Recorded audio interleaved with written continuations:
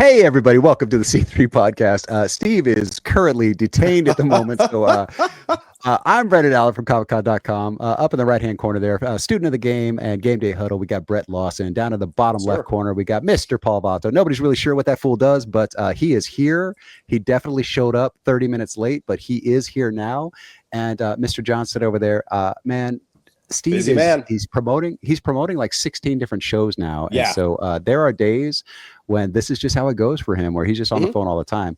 Kind of rude because we all knew about this call time. It's a standing call time, but we'll go ahead and roll with it. Let's start with Brett. Brett, how did your week go this week? Anything exciting come up besides baseball? We just talked about baseball for half an hour before we started recording, and then we're like, oh shit, we should probably save that for the Patreon. Right, exactly. The old adage, save it for the show. And, you know, it's like when you host a sports talk show, when you host a show like this, and when you get that, you know, synthesis of the two, sometimes the lines blur together. The week's been steady, though, exactly as you said. Baseball playoffs are officially here. The wild card round is upon us. You know, we have the best of three series now, which only makes that much more interesting. I know only Steve and myself are the football guys in the chat, but football's been outstanding on the college and the NFL front. So, yeah, and honestly, I mean, Brett and I, we've had pro wrestling to talk. You know, there's a lot in the fight game. This time of year is just fun all around. It's been a lot of people just like it anyway as you shift from September to October. But I do have one thing to say, because last week at this time when we were recapping all the festivities of PokeCon 2025, it hadn't really hit me yet, interestingly enough. And that was only, what, about 2 days after the weekend had wrapped up.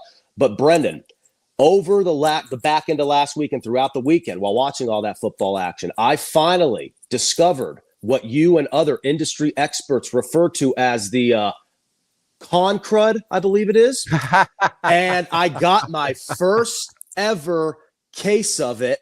Wasn't brutal, but was definitely noticeable. And because I never get sick, you know, knock on wood. I'm just one of those dudes who just lucks out. I don't ever really get colds or the flu doesn't hit me. And I'm all like, I wonder why. Immediately thought to the Ahern Hotel, and it wasn't necessarily the PokeCon aspect, but just the convention aspect that you often talk about. You've talked about it on this very chat, you know, on StreamYard before we go live with the show sometimes. And I often wonder, I've never gotten it, but I'm also not an experienced vet like Brennan is. Well, now I can say I too have gotten it.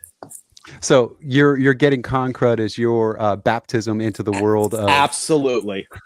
Yes, I figured you guys would be proud, but absolutely. Well, no, and the thing is that PokeCon, you know, it's intentionally an intimate event. They only want a certain number of vendors because they don't want to oversaturate and like overwhelm the people that come in. So the thing is that, you know, you're still shaking hands with and talking to and interacting with thousands of people, but you know, you go then to like New York Comic-Con or San Diego Comic-Con or Denver Pop Culture Con or one of the bigger shows. And now you're talking about hundreds of thousands of people. And it's so much worse because you get like super bugs because it's like a cold on top of the flu, on top of this, on top of that. So congratulations. Yeah. Now you've been inoculated, but Steve is here. Steve, welcome. How are you? Yeah. Apparently we started a podcast. That's fun. So that happened today. Welcome in, everybody. Of course, this is a C3 pod. I believe Brendan already told you this, though, so that's a good start. Thanks for picking up and not leaving me hanging, guys. I appreciate it. My phone's been going off on like crazy. Obviously, you know, we've got a ton of stuff going on. Tickets for PokeCon just went live, so that's getting started. And then on the flip side, I've got all the other event stuff, plus everything we're doing at Pandemonium all going on at the same time. So, and it's a big release week for comic books for us. We talked about it last week, but, you know, this week we just have the Absolute Evil release. And so phones are going crazy for that, as we talked about and anticipated. That is absolutely going well. So, there's a lot of stuff going on. So I apologize that I was distracted prior to the podcast. But hey, you know, you wouldn't have it any other way, would you? Duty calls. So we're just about to get to Paul's 37 seconds of self-promotion here. Yeah. Well, I think, you know, Paul's been so well behaved lately. I think we gave him a full 2 minutes now. Bump it up. He's earned the 2 minutes, right? 2 minutes. It used to be 30 seconds. Then we gave him a minute, right? But now Paul has earned a full 2 minutes. The thing is, though, Paul, just so you know, the full 2 minutes earning is collectively. So that's everything you say on the podcast the whole time. So got it. Because I'd love to spend the first 15 seconds going blah blah blah blah blah sports, blah blah blah blah blah sports, blah blah blah baseball, blah blah blah goal. Yep. Man. Did you say goal? Because that would be the goal. Who's that? I think he said Gorn. Goal. I said goal in Spanish, Steven. I also think we should rebrand as the 3S podcast, I guess. Then there's 3 Sports podcast. I don't know what's going on. You don't know. Sports is a nerdy fandom, and we've been over this before. Yes, you've absolutely. got merch, you've got cosplay, and anybody who tells me that they're not cosplaying when they go to a football game in a Cowboys jersey or whatever, religiously, like whose name is on your back? That's not your name. That's cosplay. 100%. You can make the case that it is like the most twisted form of cosplay out there, just because since there's some of those Raiders fans with the helmets and the silver face paint and stuff, and the black hole. And if you check out a college atmosphere, it's all like, oh my God, you think that these people exist just for college football? And if you ask them, they probably will tell you they do. It's like hats off to them, but absolutely cosplay all the way. Well, doesn't it even go down to the high school level, like Texas, some of maybe? Them. Yes, regionally it does. The more rural you get, the more they're into the high school sports and stuff. 1000%. Like the farther away they are from like big cities, the more they're into like their local high school teams and little. The more off the grid, absolutely. The more off the grid you are, the less that the rest of the sports, the fabric of sports society matters to you. Right. Right. Well, I've built my own community. I think I talked about this a little bit before on School, SKOOL. If you go to, it should be vatoslocos.uk or vato.club. It should take you there, and you can sign up for my school community to get a lot of the behind the scenes before they make the Patreon. You know, I'm going to just start recording this live and then pirating. My You're going to bootleg your own show? And put it on my school. No, of course not. I'm not going to do that. But it's a great place. I have different categories for anything that interests me and interests a lot of people, which I think is, improv comedy, poker, cigars, rum, languages. As you may or may not know, I am a polyglot, as I like to call it. Not a polyglot, but a polyglot. Speaking Spanish and English and Italian and a little bit of Russian, et cetera, and always willing to learn a new language. So, there's a little bit of travel. There's a little bit for everybody. So it's only $12 a year, not even a month, a year. And if any of you celebrities out there that want to join, just send me your email and I'll get you in if you don't want to spend the $12. But yeah, everything you can find is really at paulvato.com. You go to paulvato.com and right there is everything, whether it's my newsletter, school, everything. So thank you.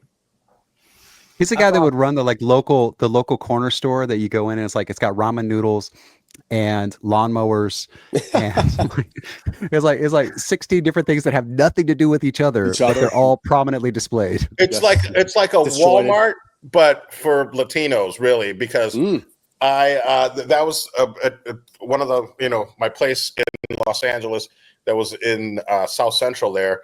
That was one of the homes that we had. Well, it's still there. My ex-wife has it. But on the corner store, that's exactly what it was. And I just love to even go in there and shop because you can find anything, super glue, anything to fix your car, of course, oils, and then all these food products. So, yeah, that's my kind of store, and that's what I'm doing with my school community. So I hope you guys join me. Just go to paulvato.com and follow me there. Pick up some Vato coin, and I'll be very happy. Yeah, I want to point out that sometimes the text chain that we have going during the show and the sidebar is more entertaining than what's actually happening on camera. 100%. So we're talking about this corner store that Paul would have, and Steve goes, "Call it Paul Bart." I'm like, "No, it's Vatco." So funny. We're gonna build before we know it, Kevin Smith's going to be directing another edition of Clerks, led by Paul Vato. Yes, this isn't a bad idea. So now I have the whole pitch play for it, and this just developed in the last 8 seconds, which is Paul opens up the new mini mart across the street from the pre-existing mart. And now Paul's is nicer. Paul's has all this random stuff in it. It's literally like a miniature truck stop, right? So he's got the cases full of little figurines, but then also has woven Indian blankets, and tribal patterns. Exactly. Whatever he can. Right. And then as Brendan just put, and then Paul dressed as the hedgehog that's his official logo, and he's dressed street side welcoming people in, like, you know. And then, but the suit has to be like two sizes silent. too small, right? So it's got to be like a hedgehog suit that like looks like it's built for a child. Medium. And then he ends up having to kick out Jay and Silent Bob multiple times, and that's the whole gish is like plot. Jay and Silent Bob keep trying to sneak in to like recon for the mini mart across the street. That's the B story. They keep picking them out, right? Yeah. Dude, I'm telling you, Kevin Smith, we've got a banger. We've got a banger for you. Eric, make sure to jot all this down. We'll discuss the notes in the Patreon. Yeah, we're going to have to do this. Absolutely. And speaking of, guys, don't forget, we do have the Patreon. If you want to join, find what we talk about after the program, even on some of our commercial breaks. You never know. Eric, the producer, is always covering a whole bunch of stuff. You can go to the Patreon and give us a follow there. Pick up some of the stuff. And is that the name of the movie? That's the working title. The Rise of Vato. It's done. Clerks, The Rise of Oh my Vato. gosh. Dude, I'm Smith serious. I'm Greenlit it. serious about this. I know someone close to Kevin. I literally can we write a one pager on this and little pitch treatment? Quick little treatment. Just throw Oh it to my him. gosh. Let's go. There's Let's no go. way Hey, he Paul. says no. Paul, you know everybody in Hollywood. You should be able to get us a screenwriter to do a treatment. Absolutely. I'm on it. I'm on it right now. Well, by the time the show's over, I'll have one He done. just texted The Paul. Scribe. He just texted Bud Bundy to see. if he'd write us a- Exactly. He did. Of course he did. And why wouldn't we have him make an appearance? And you know what? On top of it, you know who else is going to be in this? Fireball Tim Lawrence. Oh, it's got to be. The reason being is because the thing is, Fireball's going to pull up in the Batmobile. Oh, dude. So the thing we couldn't talk about, we could talk about now.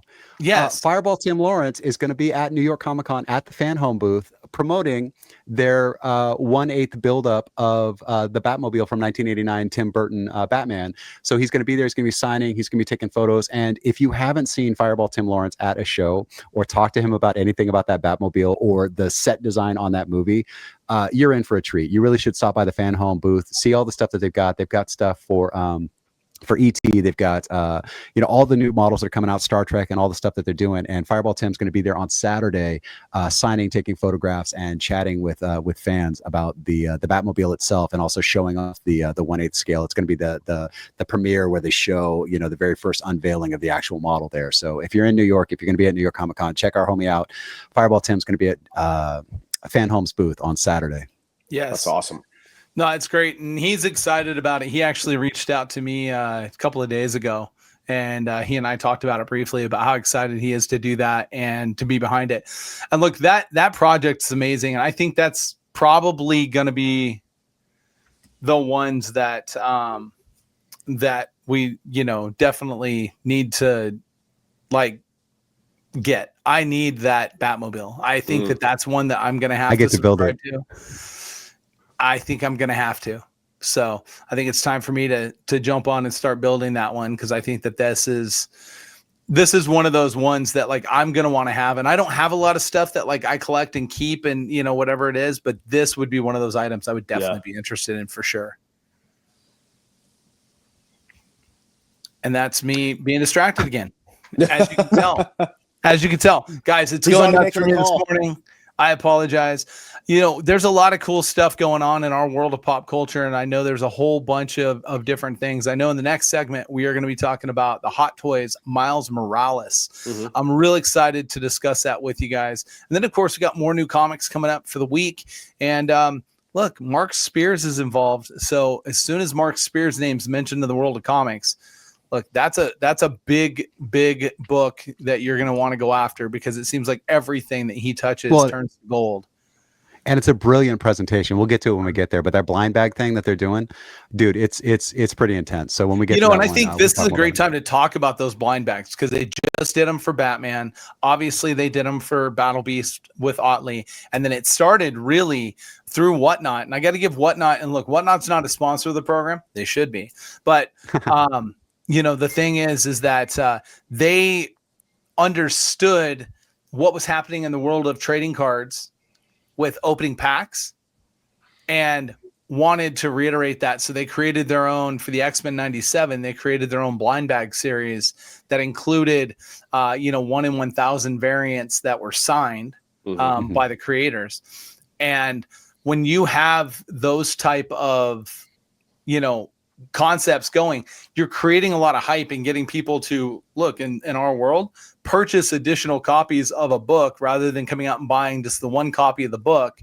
They're buying multiples of it. We had a bunch of fun in store with it. When the Battle Beast release was, we had a bunch of customers in the store at one point. And what we did is we all went in and we pitched in and bought like 10 of the books. And then we each picked a cover. And if that cover came out, we got that cover. It was really fun. It was really neat. You took a gamble. Okay, if I take one of the rare covers, is the less rare going to be, am I going to get a book out of this? Whatever it was. People had a blast with it. It was so much fun. There's just all of these different ways.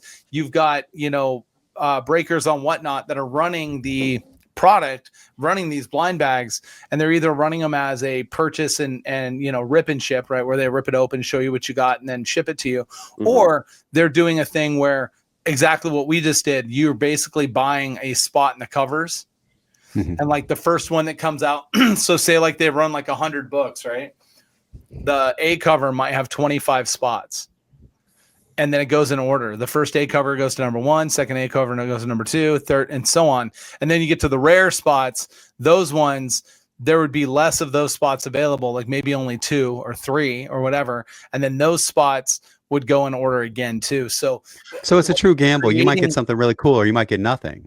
Exactly. But it's creating this excitement around the product, around the books. And then on top of it, if the book's good, that's even better. And obviously, look, Invincible is a monster. They did a great job with Battle Beast. The Battle Beast line is, moving and shaking for them, having no problem selling.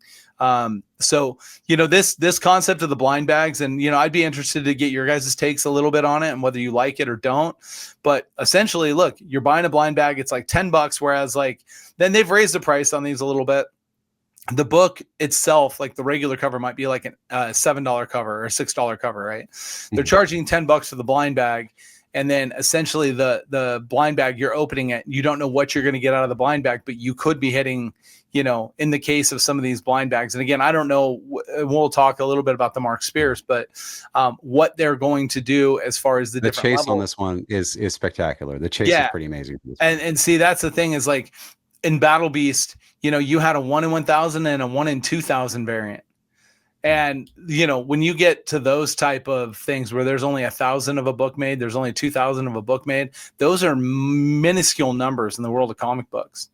And, to do that, these publishers, they it's funny that you say that. Those are minuscule numbers for like the big publishers. But if you're an indie publisher and you sell 2,000 copies of a title, you're like, of course. But when you're talking about, a property like Invincible, right?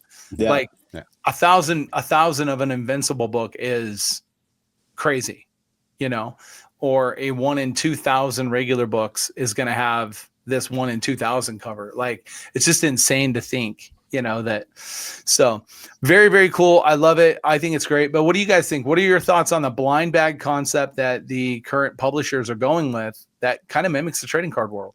Well, that's what I was going to say. I come from, at one point, at least I dabble in the world of sports betting. Well, I still dabble in it, but in terms of professionally, I worked in that industry.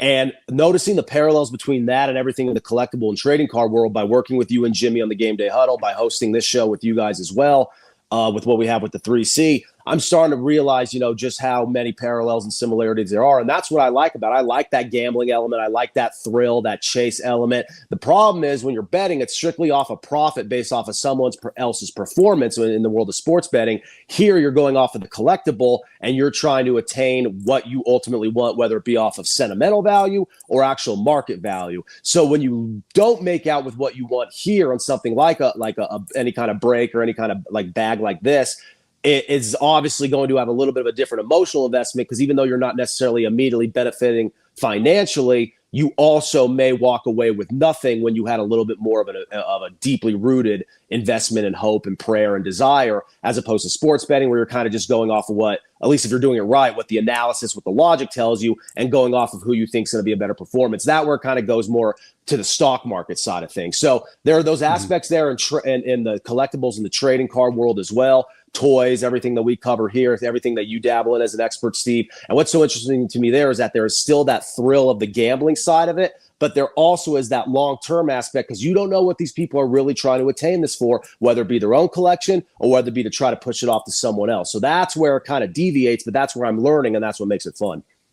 Well, that's creating the market for you, right? So because that's creating a market, obviously you need to have those reselling components. But 100%. in the world of comic books, guys collect full runs of covers. Like guys will try to put together every, a cover or, whatever it is.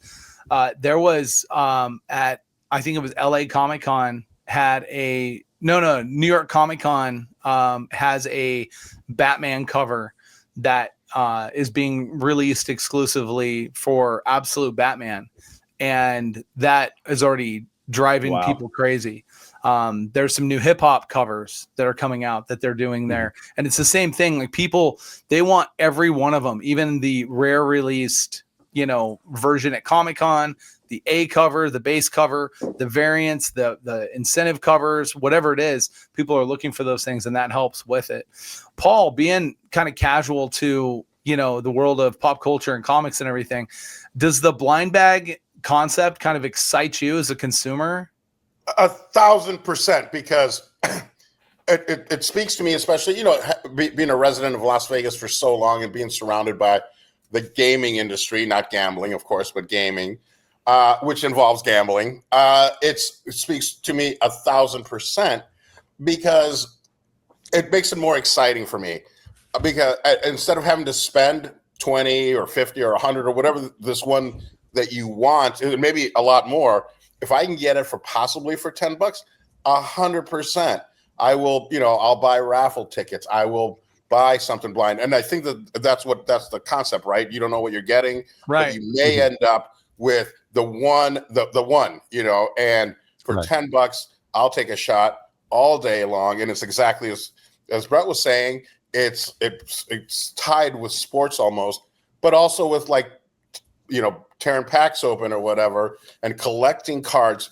You don't know what they're going to do. All of a sudden you've got this rookie card. You're like, wait, I think I had that rookie card. And this guy's now, 10 years down the road. And that's the number one sought after card, just like the Jordan cards, Ken Griffey Jr., all that. So I love it. I love the collecting aspect of it.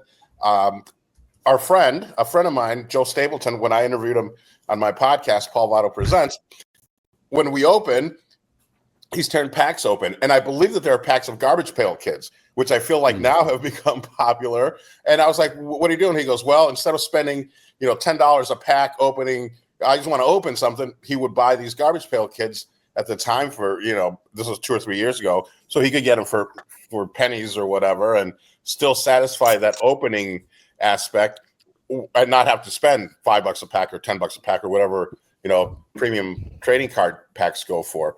So I love everything about it, man. Thank you. Well, I think we'll circle back on this, obviously, in the third segment as we talk about that Mark Spears release.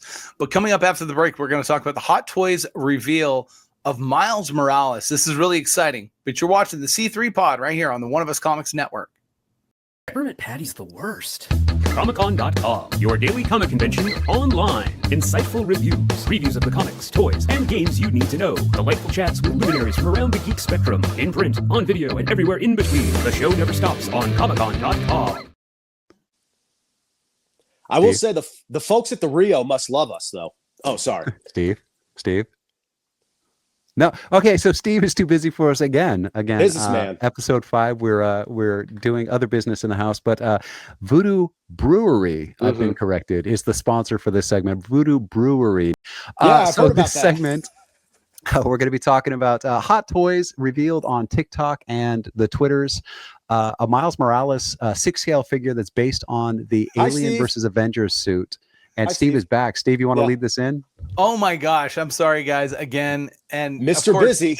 Just start without me. Why not? So we're talking about this cool Hot Toys Miles Morales, right? Is that where we're at? I believe That's so. where we're at. Yeah. I believe so. I'm very excited about this item. Now, I like Hot Toys, probably my favorite of the action figure side of the hobby. They always come with incredible details and all kinds of stuff. Brendan, run us through what's coming with this Miles Morales. So the thing is I was looking at the pictures of this, and I was a little confused by the suit, and then I realized when I saw the moving picture from TikTok, that's a fabric suit that's sewn onto the figure. So it comes with a fabric suit. That face hugger that's on his chest right there is magnetic. It comes off. The spider that's on the back of the Venomized face hugger also comes off, and it sits on Miles Morales' chest. So there's lots of different ways to display it that way. It comes with extra hands. It comes with extra webs. There's lots of different posable options. And then the figure that's inside, they demonstrated it. It's got locking buckets at the hips. It's got locking joints at the knees. It's got locking positions you could put the feet in. It's articulated in every possible place, and it's all hidden under that suit. So you don't get those weird lines at the hips and stuff that we've just come to accept with action figures, because what else are you going to do? The way that they have made this figure is completely unique to anything that I've ever seen before, and I kind of love it. I think that they've done a really great job with this particular figure. They do an awesome job. The soft goods, the different accessories, that's pretty standard for Hot Toys. But I love when they think outside the box on things. And that removable spider logo is amazing. And a lot of times they'll do things where things light up. Whatever it is, I wouldn't be surprised if that chest piece lights up. And the reason being is because they always find really cool, unique ways to do it. They add such little cool accessories. And then that articulation you're talking about, they've mastered the ability to be able to have a bendable joint without showing you the joint.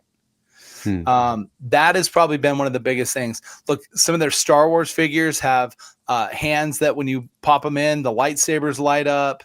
I remember this Thanos that they did, that he sat in the throne. Then there was uplighting to the throne. So it made it look almost like it was kind of floating. They've really kind of put together a approach here of these, figures. And then on top of it, the fact that they're going out and doing the Aliens versus Avengers line. Yes. Is really cool, because these crossovers do a variety of different things. One, it brings people in that wouldn't normally look. There's a lot of people that are not Spider-Man collectors that are big on horror, big on aliens, monsters, whatever it is, that are now going to be brought to this. And I love that, because it kind of opens people's collectible minds to a whole nother part of the genre. Right. And I think that, overall, this could be really, really cool. And look, that comic book series, is it Hickman? Yeah. Hickman and Ribic. Yeah. And that series is doing very well. People have taken to it. They like the release. The book's well written. The art's good. I've seen a lot of positive things about it. So to be turning that into an action figure and getting this out there. And I do like the fact that it's branded as a Hot Toys exclusive.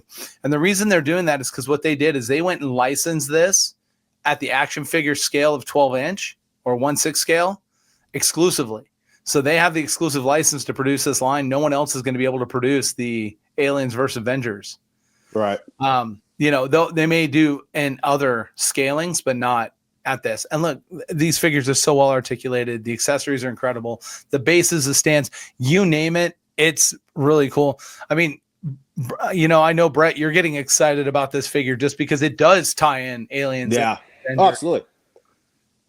Yeah. Oh, no, 100%. That's what I find so interesting about it, because it's at a time, too. Miles Morales has been huge for the past couple of years. Aliens is almost on this bit of a, I guess you could say, renaissance in a way, in between what we've seen with Romulus and now with Alien Earth on television, right? Anytime you get that brand in the forefront, whether it's done well or it's not done well, people are going to be interested. And when it's done well, you only expand that fan base that has been going on since 1979 at this point. And again, I mean, Jonathan Hickman, everything he's done, I know Brandon mentioned it's a crossover, but looking at Hickman specifically, and I mean, Secret Wars, that's about to be adapted into a major motion picture, right? He's about to be a more a trendier name, a more relevant name, even though he has been one for a while. He's kind of going to come out to the forefront. So I just kind of think this is cool in terms of the timing of it all. Not only does it tap in everything you just broke down, Steve, as far as why it's significant and why it's important, but it also kind of culturally is just going to be more relevant than it probably has ever been before. Because again, Miles Morales is only so old anyway. Aliens is on an all-time high, and everything Hickman is doing right now is kind of breaking out. So,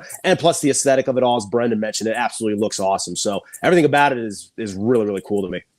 Well, I'm over here trying to cut and paste because Eric just pointed out that the Aliens versus Avengers logo is the way Yutani logo upside down. So I'm grabbing an image right now to stick in. There it is.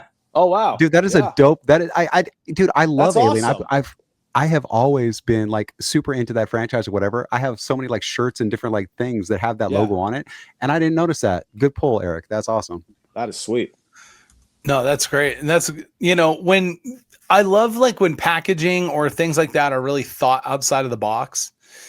Something that was done. I think it was a Sideshow item, which Hot Toys owns Sideshow, right? Sideshow's kind of, they do more statues, and then the figure line is maybe a little less detailed than say the Hot Toys line is, right?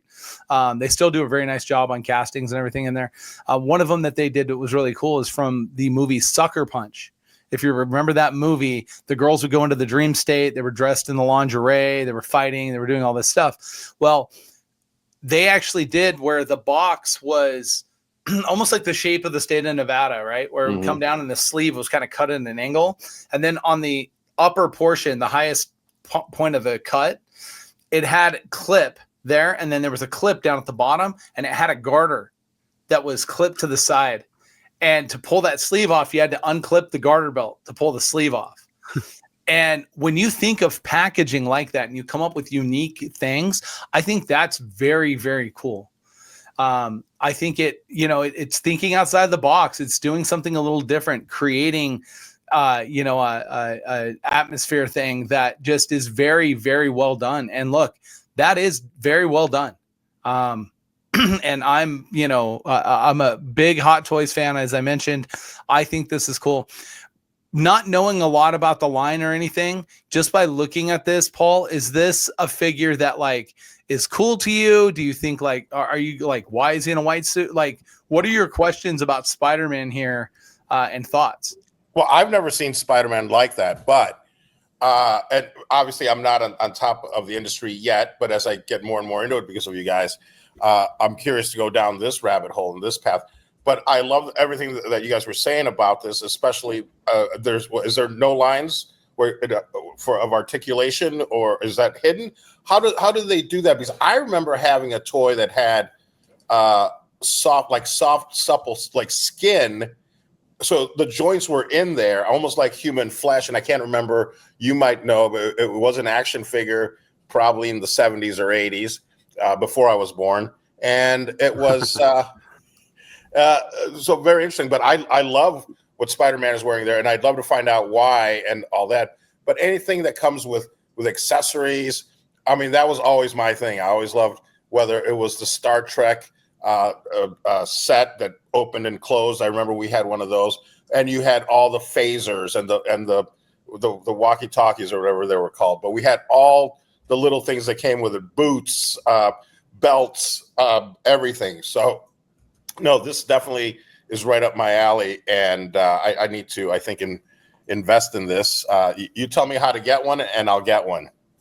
Well, and it's funny that you mentioned. So how is it articulated? So the white that you're seeing there is fabric, and the thing that amazes me is like, I sit there and look at it, and I can see the seams on the legs, and I can see the seam going down the arm. But like, how do they sew the toy into this thing? Because there's an actual hard figure inside there, and there's no obvious like big fat like spot on the seam where you can see that's the last part they did in by hand or whatever. Like, this is really well made for what it is.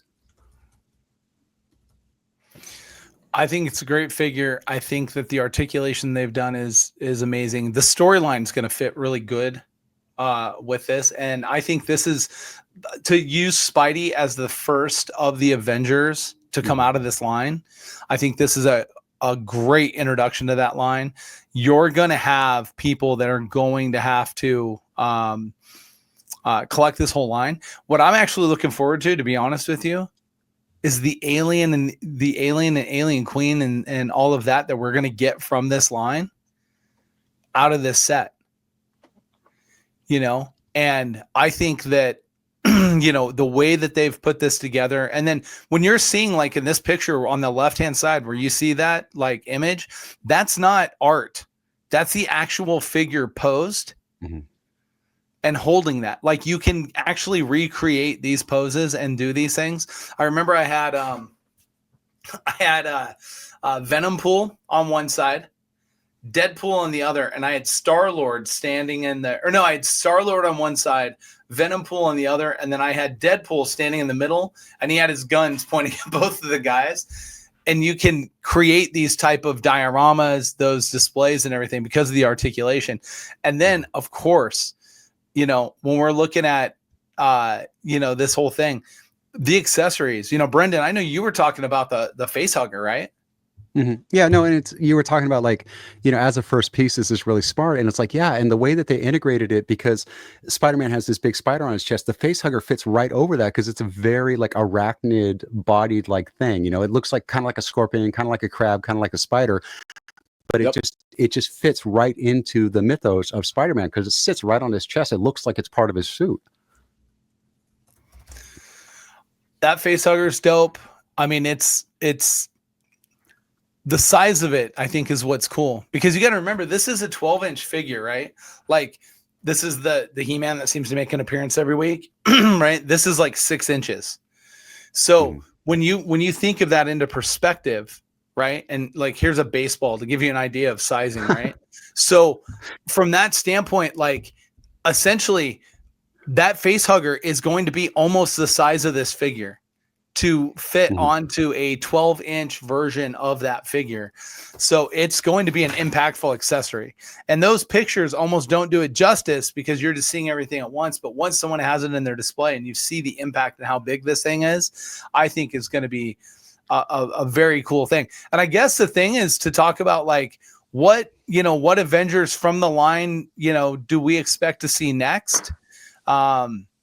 And, you know, obviously the aliens, I think the alien concept and what you can be, because a lot of times they'll take the bases too, and the bases will actually connect in certain areas. And so all of a sudden you could have an alien queen that comes out and 5 of those figure bases could actually connect to the alien queen. And they could all be in poses to fight her. And that could be your display. I mean, how cool is that, right? Yeah. I actually just found the frame that this, I mean, because I just looked up Avengers versus Aliens and images to see what other characters are in this series and what other, and I just found the actual frame where the face hugger goes and jumps on Miles Morales. So this is actually from a scene that's in the book.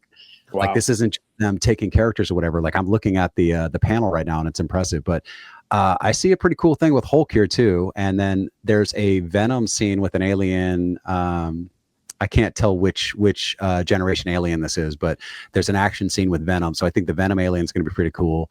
And Hulk alien is going to be a pretty cool figure. Captain America's in this one.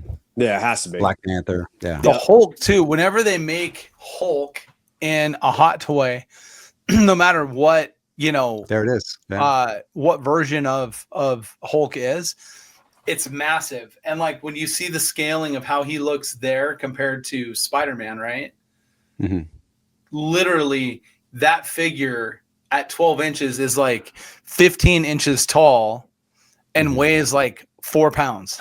Like they're massive. And look, they also have a premium for it too. Do you know what the MSRP on these are? Do you know what Hot Toys is? They haven't said, and they're being a little cagey. So if you go to the link, if you follow the link, it says, you know, only available on the let's see, Sideshow website. But if you go to the Sideshow website, it says you can RSVP. It's not even a pre-order yet, but you can sign up to get notifications when it's going to be available. So I think that there's going to be a pretty hefty price tag on this, and the folks that are getting in line now are probably going to get first licks at actually ordering the thing. Eric says that Hot Toys MSRP generally starts around $250. So that tracks. This thing's gorgeous. So we'll see. Yeah, and generally, I was gonna say that I would think that this is gonna be considered one of their deluxe figures. So they're probably going to charge like that 300 range, like $299.99, something like that. And the resale market on it will immediately be $450. Like as soon see if I can get a review copy sent to me. Hot Toys. Yeah, please do, because what they do is they take the pre-orders, they fill the pre-orders and then ship those out. And then once you have the pre-order in, when they close the pre-order, that's where you see the secondary market take off. And this is not going to be one that's going to be hard for them to sell out. They're going to sell out of this product. Yeah, 100%. Well, I love seeing it, and I can't wait to see more Hot Toys in our future segments and to talk more about that stuff. Coming up after the break, though, we are going to be talking about this week's comic books. We talked a little bit about some blind bags, so we're going to talk about blind bags and more coming up in this next segment right here on the C3 Pod. Peppermint Patty's the worst. Comic-Con.com, your daily comic convention online. Insightful reviews, previews of the comics, toys, and games you need to know. Delightful chats with luminaries from around the geek spectrum. In print, on video, and everywhere in between. The show never stops on Comic-Con.com.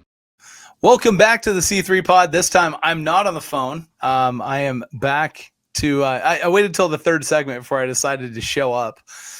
Paul's going to go ahead and take that spot, which is fine because based on his contribution earlier during the break, I can only expect that this is exactly what we would anticipate from Paul. So it's totally fine. But this portion of the program brought to you by the Nerd Bar, located in Fremont Street Experience, second floor, right upstairs from Johnny's Toy Shack.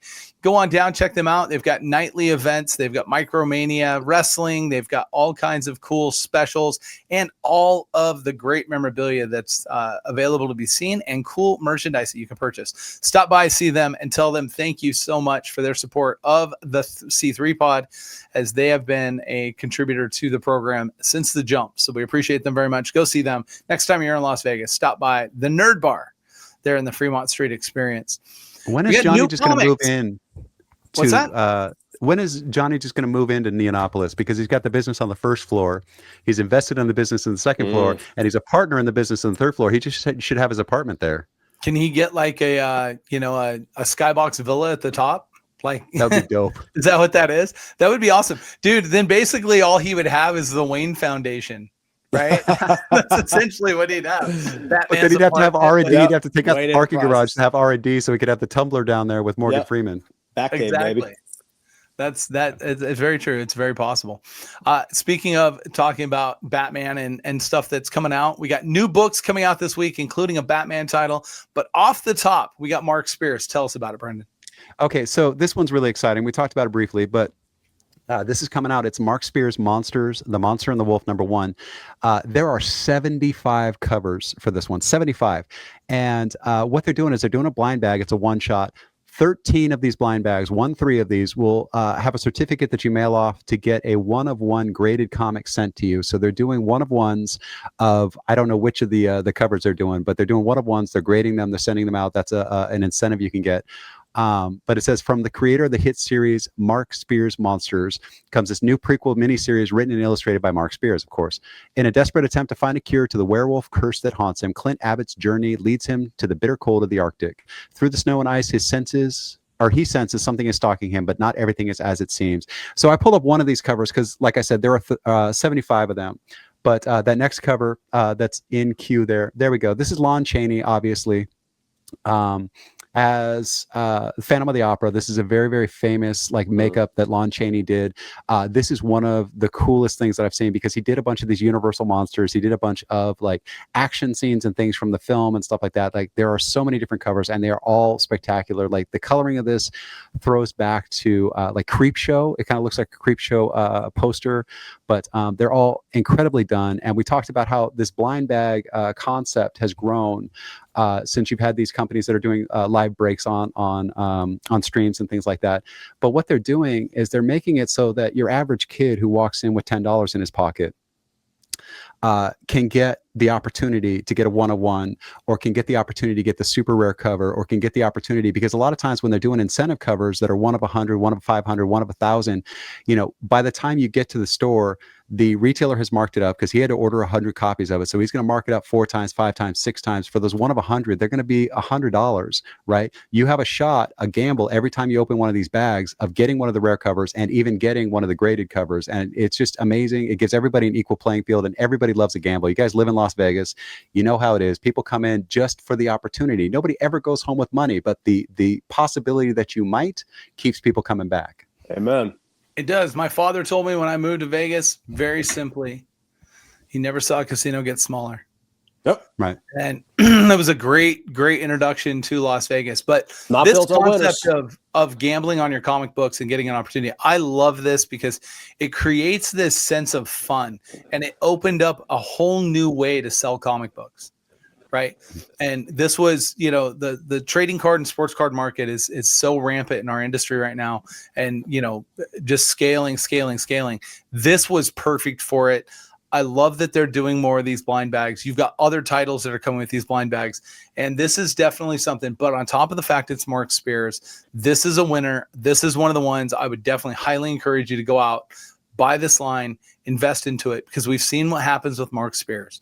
It comes out, people don't go buy it immediately. Then all of a sudden you find out how cool it is and how the whole thing's written and all this stuff. You go back and then they don't print like they normally would or whatever it is, all of these different things. And all of a sudden you could be looking at a comic book that, you spend $7-8 for, and all of a sudden you turn around and it's, got a resale market of $50, $60, $70 just a cover of that book because of the fact that Mark Spears is behind it. So this is one I would highly suggest for you to go out and pick it up. Now, the next line coming up, of course, is one of those lines that I think you're never going to go wrong with. And that's because what are they at? Like 8 million? Is that? Yeah. Tell us about that. Right. The next one up is Amazing Spider-Man Torn #1. This one has a first appearance in it of a character called Evangeline. It says Straczynski is teaming up with fan favorite artist Perry Perez to tell a story that takes readers back to Peter Parker's college days at Empire State University. Expect appearances from Gwen Stacy, Harry Osborn, MJ, Flash Thompson, plus classic villains and an all-new threat, that's Evangeline, I guess, that could shake the Marvel Universe to its core.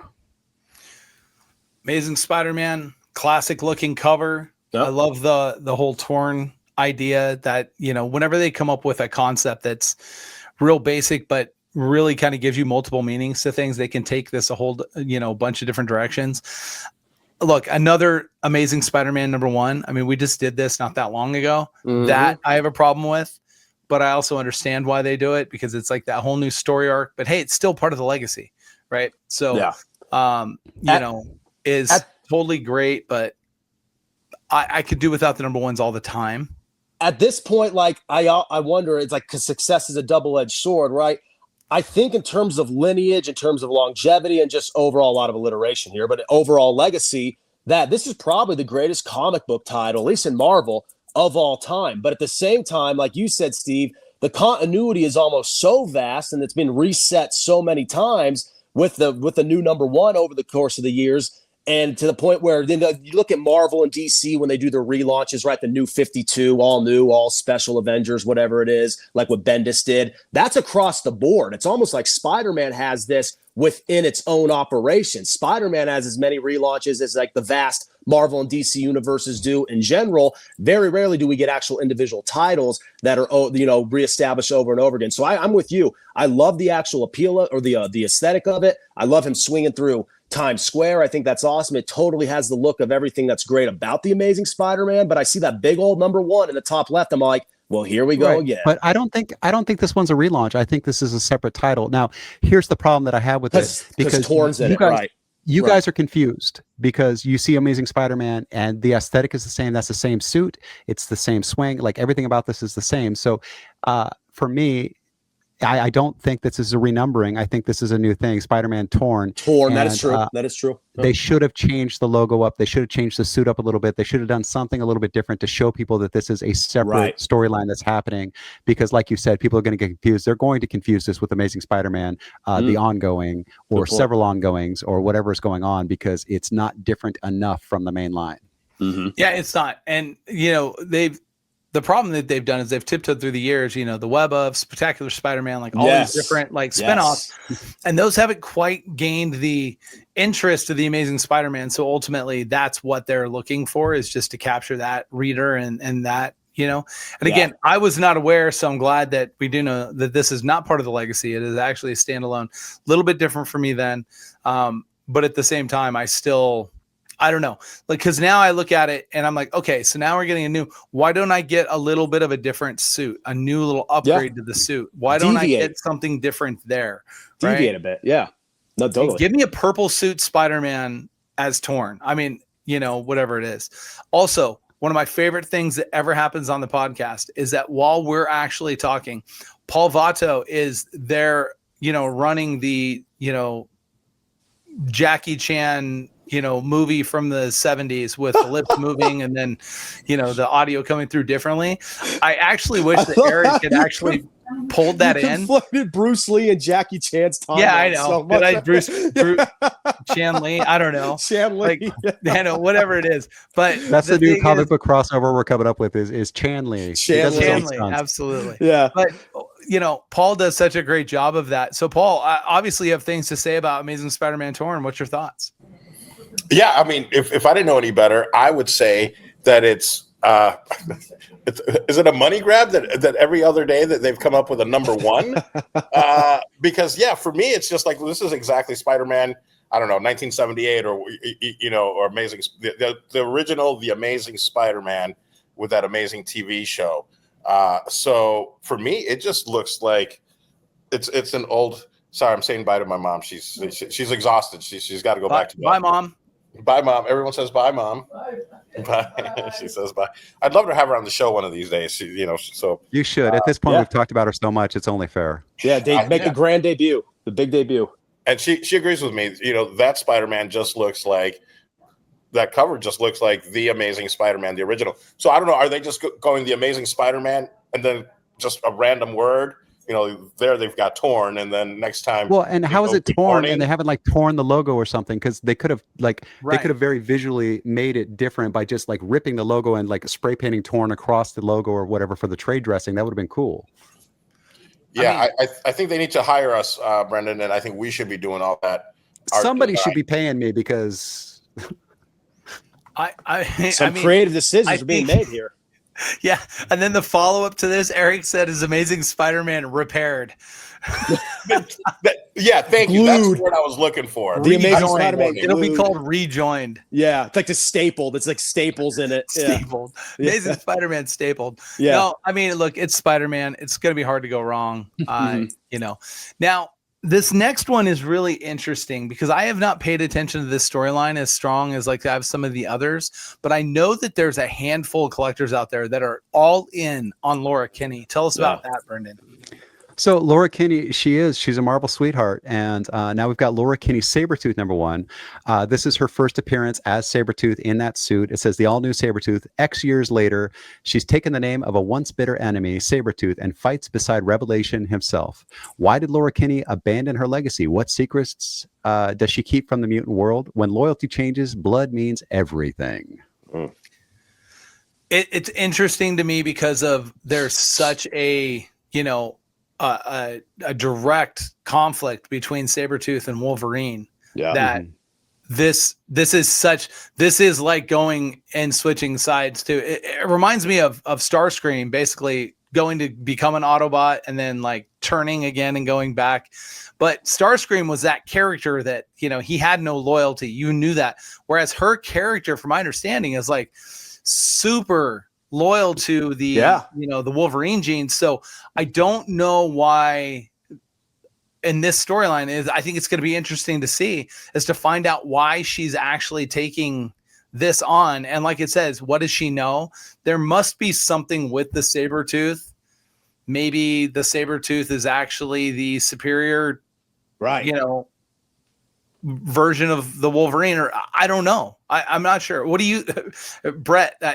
What are your thoughts on her becoming Sabretooth? Well, that's what makes it so interesting. Brennan, a fellow pro wrestling mark. Remember in ECW, I don't know if it was 95, 96, when the Sandman's kid sided with Raven. That totally is that's totally what this feels like. But minus the Singapore cane in the back of the head. But I'm complete with you, Steve.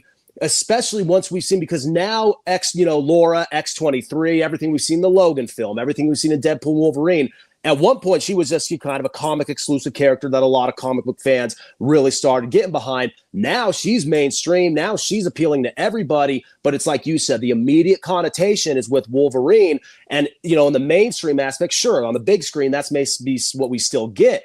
But if you do this with the character, this now sets the foundation to expand upon that character. So now you could do something with X-23, you know, Laura Kinney, that is completely different than anything done before, right? She's supposed to be like this, you know, altered version of Wolverine that can take her own path and separate from the Logan character. But now she's dabbling with, you know, the Victor Sabretooth side of it, who, as you guys say, is his mortal enemy, a sworn enemy. And the dynamic there has evolved so much over the years. So I actually think of all the comic book, because usually when we're talking about, you know, these covers here on the final segment of the show, I'm more so just looking at what they're trying to do, how they're presenting it, the insights from you and Brendan, the actual look. That's a very Wolverine pose that she's doing right there. But the juxtaposition of the Sabretooth outfit and the Wolverine pose is like the DNA of the character is there, but she's obviously had a change of heart, but she can't get rid of like where she came from or what her influence is. Absolutely. So I'm almost more intrigued, Brendan, by the storyline elements as much as I am just the aesthetic appeal, the visual appeal. But just like what you said, it also lures me in there with the jungle, with, you know, the fog and everything. Everything about this is animalistic, and who is more animalistic than Wolverine and Sabretooth? I think it's awesome. Mm-hmm. There's a variant cover to this, right, Brendan? Yeah, there is. And so as I was making that point, I realized this next cover comes up and it shows Laura Kinney as a very different character than what we're used to seeing, because we're used to that very Wolverine thing. And here she is, you know, that's kind of that's a Instagram like club photo right there where, you know, you're having the time of your life, whatever. Like this is more Laura Kinney as Laura Kinney, not as Wolverine or Sabretooth, but she's got elements of both. So I'm wondering if this is the breakout role for Laura Kinney, where we really start to see her not as, you know, a Wolverine light or as somebody who's stepping into somebody else's character, whatever. Are we going to see some personality and learn who Laura Kinney really is in this one? Because this right here doesn't look like anything I've seen her do before. 1,000%. Like I'm hooked when I see this type of thing. Like it's interesting. It's like this is where characters go from niche characters to like foundational type characters. Yeah. It's been a minute since we let Paul talk. So Paul, what do you think of this cover, boss? I like what you said. It's like she's out partying. But the elements are there, so you know who it is. You can tell what's going on. Now, I'm sorry, is this a virgin cover? This is the way it comes in? This is a virgin cover. I like that you're learning the terminology. This is a 1 in 50. So retailers have to order 50 A covers or open order covers to be able to purchase one of these. There is a version of this that's got trade dressing on it, but it's like it's not nearly the same incentive. Like you don't have to buy nearly as many. But Pablo Villalobos did this one. It's the virgin variant of the 150 or 1 in 50 Pablo Villalobos. I'm going to have to do a deep dive now into Pablo Villalobos, because Villalobos is my grandmother's last name. And as you know, or may not know, my real name is Pablo. So I'm going to have to do a deep dive into Pablo Villalobos. Oh my God. Is everything you've ever told us a lie? Because your name is not Paul. Your last name is not Vato. You don't live in Los Angeles. Hard facade. You know, I'll tell you what, our guy's taking Hollywood to a whole nother level. It's onto his head. You know, it makes me feel like, look, we mentioned Starscream before, and I feel like we should mention Starscream again, because the next book up is Transformers number 25. Yeah, so this one's an oversized issue, and it starts a new story arc. And the thing that's really important about this one is the creative team. So on this book, you've got Robert Kirkman on scripts and Dan Mora on lines. So you've got a dream team who's taken on a new arc. So the numbering is number 25. So they're in the middle of a run. But in the middle of a numbering run, but this is going to start a new arc. So if Transformers is something you want to get into, this is the one you want to get into, where it's going to give you the most exposition for the story that's coming up.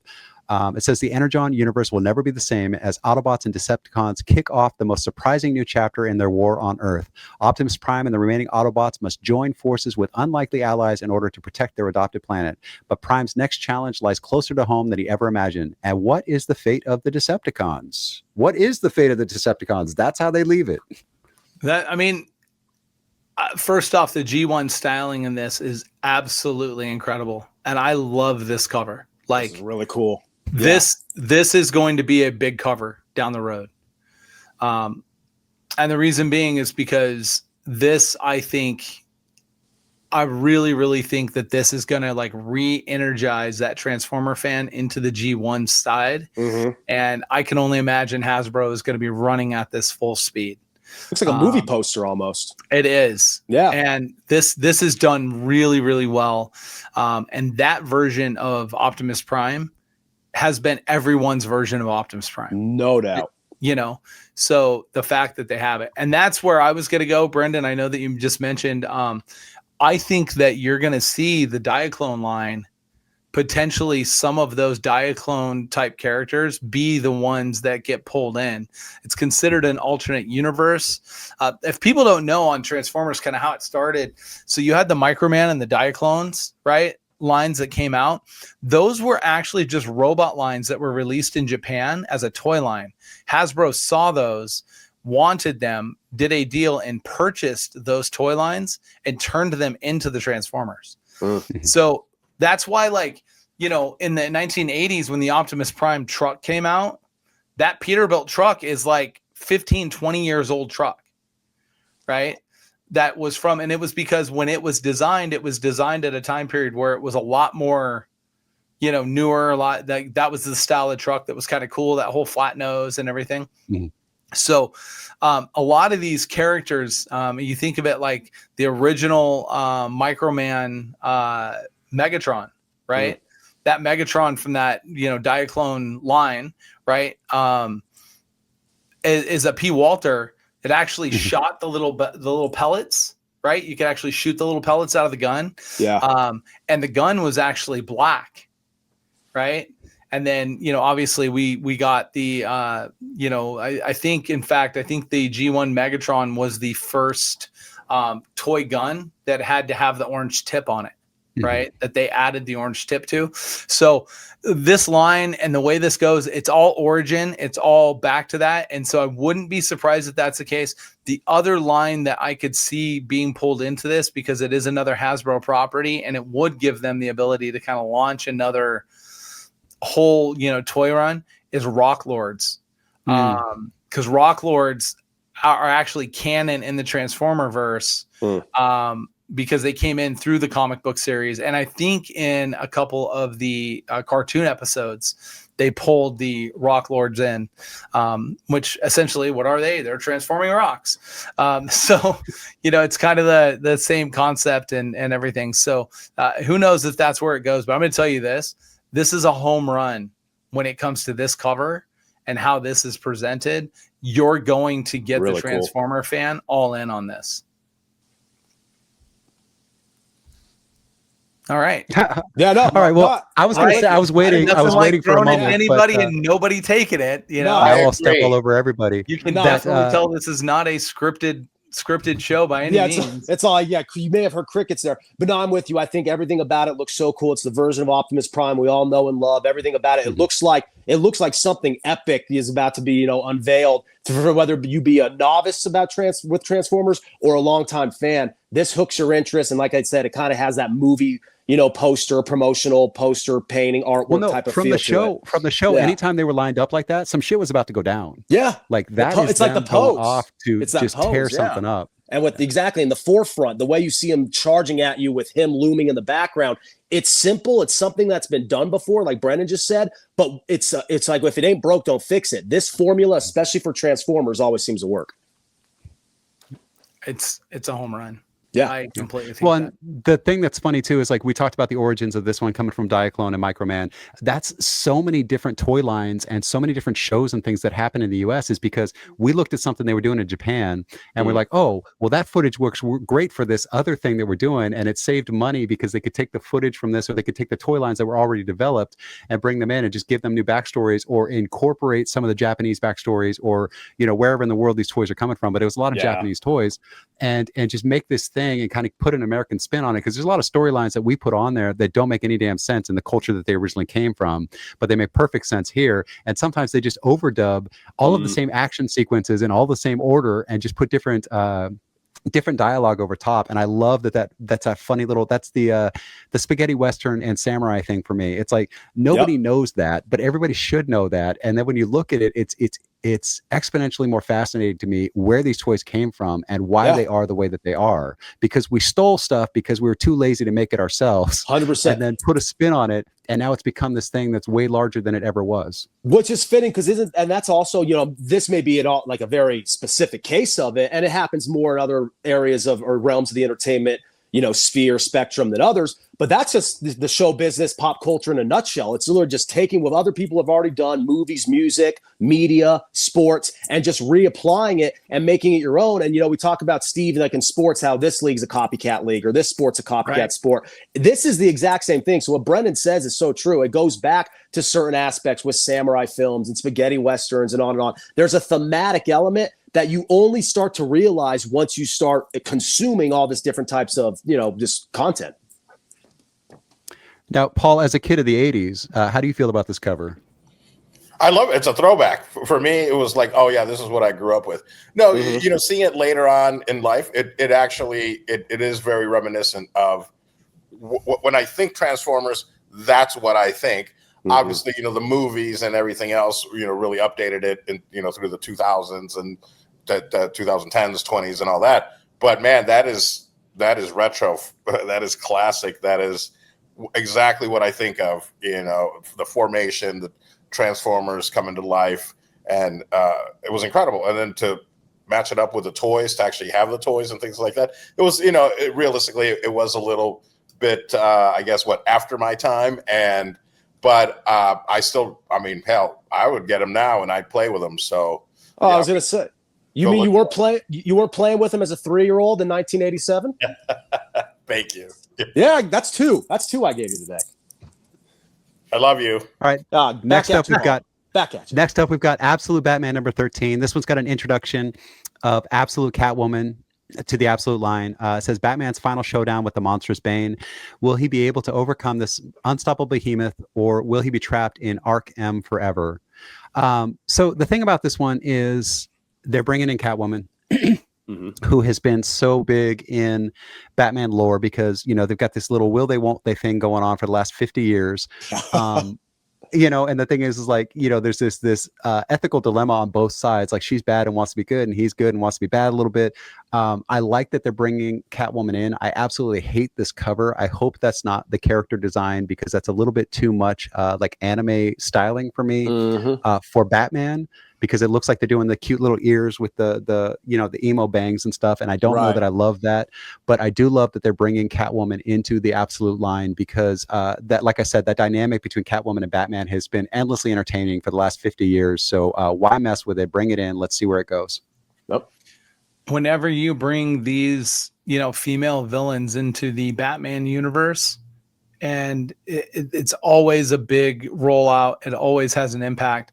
I'm on the other side of it because they've changed the art style so much on the Absolute line. I'm actually okay with that anime styling. And to be honest with you, I think that that this is probably going to draw in a whole nother set of fans. Just because they go with this type style on the female characters in the line. As soon as I look at this, can you imagine what Absolute Harley Quinn's going to be? Oh, man. I mean, just when you think about that, and then you think about how they're going to be able to do like the Absolute, Poison Ivy, yep. Whatever other female characters, including new rollout characters, right? Because they're also kind of bringing in a little bit of new, here and there.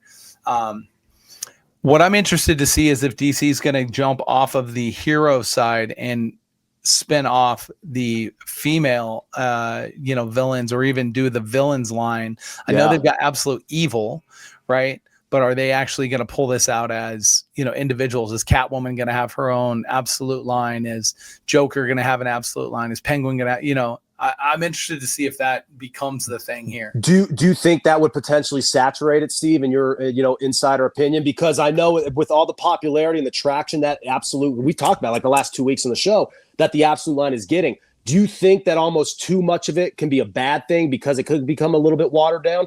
I think the problem is that DC is going to understand that, look, there's cash behind the name Absolute whatever. Right. And so, what I could hope is that they dig deeper into the hero side first before they start to kind of go that, and just keep these hero lines going, bring those villains in, give you the taste of them, and then eventually, cross out, spin out off of the, Absolute Evil line. Right. So if they do that, I think they'll be okay. Look, I think they've got a little bit of a game plan. They've seen what Marvel's done, right? And so because of that, I think that they have a pretty good idea of like what the direct and delivery is, and how that will be put together. So I think it's got a chance to sustain. I think it will. Look, this styling of art, if this is the art that we're getting on, Catwoman or whatever, her line will do really well. It'll do really, really well. And I'm looking on our text thread. Brendan actually just brought up a really great point that I didn't even think about. I mentioned the New 52 earlier, Brendan, but your point is really spot on. Yeah. Yeah, no, I just the only thing that really came out of New 52 that's memorable in a positive light was the Batman line. Yes. And it feels like from trying to reinvent every character that they've learned a few things. They've got one through thread of Batman all in, and they're trying to bring in the new characters one at a time and styling them or whatever to fit the narrative that's going with the one line. And it feels like, some of the things that they did by trying to reinvent everything all at once in New 52, that flopped horribly except for Batman. So they're going with Batman because Batman was successful in New 52, and they're bringing in little pieces here and there as it fits the narrative that's going forward. And I feel like that's a better step than what they tried to do. What was that, 15 years ago? Yeah, like 2011, right? Yeah. Yeah. Definitely. Well, and I think whenever you have the success that you've had with this line, and you've been able to spin out and look, some of those other characters, Martian Manhunter, the Flash, they're not your number one DC characters off the shelf. And those books are coming out. The pull boxes are demanding it. People want those, and they're after those titles. So obviously they have done an incredible job of being able to put this line out there and get it going. I just don't want them to get too diverse and too sparse too quick. So I don't want them to be like, okay, we're only a couple of issues into Martian Manhunter, but here's 3 more villains.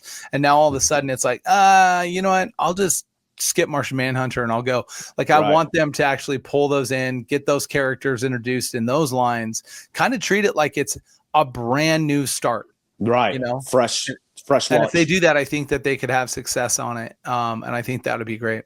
Final today is another DC book, and it is Supergirl number 6.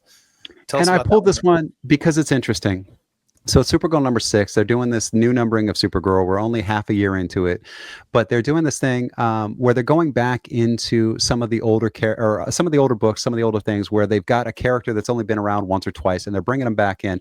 This cover looks like it's straight from 1972, and the reason for that is they're reintroducing Night Flame, and that's a character who appeared in one issue, Adventure Comics number 421 in 1972. So they're dusting off this character, bringing her back, trying to see what they can do with it. With a very 1972 aesthetic on the cover. It says, Supergirl has been twisting and turning each night as she is haunted by visions of her past in her dreams. And with Halloween just around the corner, the town is getting up to all sorts of mischief while our sleepless hero stumbles through her patrols. Can Kara find the cause of her nightmares before her inner demons emerge? Supergirl is funny because she's like hot and cold, right? It's Definitely. all about the styling of the Supergirl. Yep. And whatever the art styling is. And if the art styling is interesting and appealing, people get all in on her storyline. If she looks plain Jane and kind of just basic, people seem to not be interested in it and don't go after it. I like the nod back to Adventure Comics. I think that maybe that's a nice little, homage to be able to, kind of draw that interest back to it, right? Oh, and look at Eric pulling up the original. It is the original cover after all, because there is the original. So, yeah, on it. Good call. Right. And so because of doing that, this does give a little bit more. And it also explains the crude art style on this new book, right? It feels very vintage drawn, right? So I love that it does that. I love that tie-in. I love that pull. I think overall it's got a real good chance to be of interest to people, but they're on this line, like they kind of have to get this right, because it's not like they're pushing a book out every week or every 2 weeks. So you have less room for error, right? We'll see what people do, but bringing Night Flame in, getting Night Flame back introduced. I wouldn't be surprised if Night Flame is being interjected into a couple other titles, some way, form, or fashion to reintroduce that character. Because right now that seems to be DC's thing, is they want to like take the villain that's next up for Absolute and put that in, and then in the other lines go find that side villain that hasn't been out for a while, or introduce a new character. And again, Marvel's been ahead of DC. I hate to say it, but the Marvel's been ahead of DC on how they distribute, how they put these books together, how they, introduce things. So I'm seeing DC kind of following the winning game plan that Marvel's had. And look, it's being successful, right, Brett? No, absolutely. And it's kind of what you said, because, Kara Zor-El is one of those characters that fluctuates in popularity. And we see that in both Marvel and DC. The difference is that Marvel, I kind of feel, knows when to punt when they realize a character's not working, and they kind of bring it back full circle to the characters you all know and love. It's a security blanket, right? It's just a classic insurance tactic, if you will. And DC, you could tell, is kind of starting to do that, because DC for a while was trying, like Brendan said, with the different relaunches, New 52, even go to the movies with everything in Zack Snyder. DC tried to do a lot on many different avenues, the animation avenue. And for a long time, it worked for them, but then it kind of got a little bit, disjointed and went all over the place. It seems like they're kind of recalibrating, getting back on track. And with a character like Supergirl, that's crucial, because it seems like this is a time where she's kind of rising back again and back into the forefront, back into popularity. The Silver Age, she had her time. Then she kind of dwindled a little bit. She came back in like the 90s, early 2000s. Then we kind of went back under the curtain. Now it's kind of back out into the spotlight. And it's kind of like you said, it's a pretty important storyline and a pretty important just overall book to kind of nail. Well, and she kind of blew up through Smallville, right? When the Smallville TV show came, 100%. And all of a sudden we 100%. Had that. And then, Eric, the producer, pushes exactly where I was going to go with it, which is more than likely they have a movie coming out. And then Eric says she has a movie next year. Yeah. So, we saw her, and technically she made her debut already at the end of Superman. So we already got a glimpse of what that character is going to be like. Right, exactly. So I think I think they're setting up, and look, that was a Marvel blueprint, right? Mm-hmm. Introduce the character, bring the character back, build some strength, boom. No doubt. Okay, pre-storyline's already there, and now we're off to this. So, I think that that this has a chance. Now, Paul, for you, is Supergirl one of those, superheroes that you're into, not so into, don't know as much? Like, what's your thoughts on Supergirl having a continual line and then obviously going into a movie? Well, I love it. And I'll say I couldn't have said it better than what Brett said. I couldn't have even said what he said, but those observations are so spot on as I think about it, where, and everything is cyclical. And then for Eric to point out the fact that there's a movie coming out, it just makes perfect sense. I mean, I've always loved the character. Not in a creepy way, but definitely in a creepy way. If anybody ever says he means in a creepy way, let's be honest. Whenever Paul qualifies, you beam that into our minds the second you said not in a creepy way. We were kind of thinking it, but the second you said it, it confirmed it. People watching don't know Paul Vato, but everybody in this room does, so you can't get away with crap like that. I am strangely aroused, and it started with the previous cover from Batman. So, I love Catwoman. I love goth, but I also like clean cut girls, like Supergirl. Come on, oh my god, Catwoman warmed them up. Catwoman. One of the things I noticed about the differences between the old cover and the new cover is they did put her in the new suit, and so she's wearing the skirt, and it's like, why? The modesty skirt is something, because you've got all these superheroes running around in their underwear. You've got Superman and his chonies and all that stuff, but the ladies have gotten away from that. So here's the skirt. This is the modern one. And if we flash back to the original cover, there are some changes. You see the monsters are a little bit different, but she's not in that skirt. She's wearing like torn, cut off Daisy Dukes or something there. I mean, what is it called? Is it the shorts thing? Is it squirts? I don't know. Squirts, right? Umlaut. Yeah. I mean, is that what they're going for? That all the female superheroes have to wear squirts now? Like, I don't know, but interestingly too, she's in a long sleeve shirt. So did they tear the legs off of this outfit? I'm curious what the style guide was in 1970s for Kara, because none of this makes any sense. Because she's also wearing heels in this one. That's why I'm strangely aroused. That's That's what does it. Oh my gosh.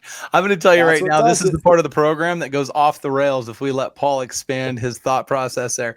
You can Patreon save will that be for the fun. Patreon. It's going to get X-rated real quick. Yeah. Okay, so the style guide. Okay, she's not wearing it in this in this right here, but the style guide for 1970s. She's wearing a weird like peasant shirt that's got the foofy sleeves. At the bottom. She's got Daisy Dukes on that are red. She's got a yellow belt. She's got a cape that looks like it's strangling her. The blouse is low cut. And then she's got boots on, which she's not wearing here, but half the time she's wearing these flats. So she's got the flats on instead of the boots, because normally it's a knee-high red boot. But this is a very bizarre. The 1970 Supergirl is one of the weirdest superhero outfits I've ever seen. Mm-hmm. It's definitely interesting to see, and you know, when you look at time period and this stuff, I do think it's fun. So the fact of getting that homage back and getting an idea with it, and look, this is also something that the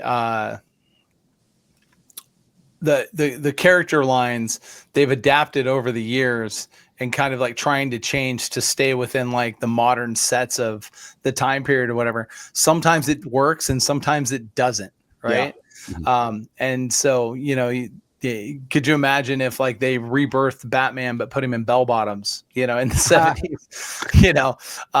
Joel Schumacher tried his hand at it. Not bell bottoms, something else. But how about the MC Hammer baggy pants in the late 80s, right? Yes. Have, you know, Robin ditches his briefs for that, you know, with platforms. Yeah, exactly. Could be fun, but you know, it's one of those things that I think over time we come to understand why they do these things. But when they play these homages back to time periods, and then they kind of like get that style guiding right to a certain extent, but still keep it modern. Let's say with the, you know, the skirt shorts. Right. Eric even says in the comments, Nightwing did have that disco suit. So they always find a way, you know, they get on the fashion fads. They get on the fads. Well, and then the Marvel side, you had, you know, the Dazzler introduction, and then you had like the characters like out with her, not in their, you know, mutant forms, but out as humans, and, you know, kind of dressed that way. That I get. But again, very fun. I think the books that are coming out this week, look, it's going to be a nice week for comic books with what's coming out. There's a good variety. So it is finally a week that's like hitting a variety of people, not just everybody Marvel or not just everybody DC, but we're actually getting a good mix here. You've got the toy collector that's going to come in from Transformers this week. You've got the Marvel, like real purist that's going to jump in on the Laura Kinney. Obviously anything Spider-Man's always going to draw, but then the fact that Mark Spears has the monsters, I think it's a good mix and variety for the week of everything. Guys, that's going to wrap us for today here on the C3 Pod. Of course, we appreciate everybody for checking us out. Don't forget to stop by the Patreon. Check out the Patreon. You can get hooked up there. Extra content. Find out all the stuff. Find out what Paul really says when we're not on the podcast. As Paul has lots of things to say, but we appreciate you guys supporting that. Of course, make sure you do that. And then, of course, we will be back next week with the C3 Pod right here on the One of Us Comics Network. Oh, Paul, I forgot. You said you had one more thing you wanted to talk about? Oh, yeah, man. This is probably the most important thing that I did want to mention to you guys. So thank you for giving me the time. Of course. I thought you were going to cut me off. Go to paulvato.com. Make sure you pick up some Vato coin. I just need 500 unique wallet holders. Guys? Can you? Guys? Vato coin. It is Mike. No. Wait, guys. Are we... Wait. Hey, is Frank still on the show? I'm so confused. Oh, well, I guess it's time to eat. But yeah, just buy some Vato coin. Guys? All right. Well, thanks for having me, I guess.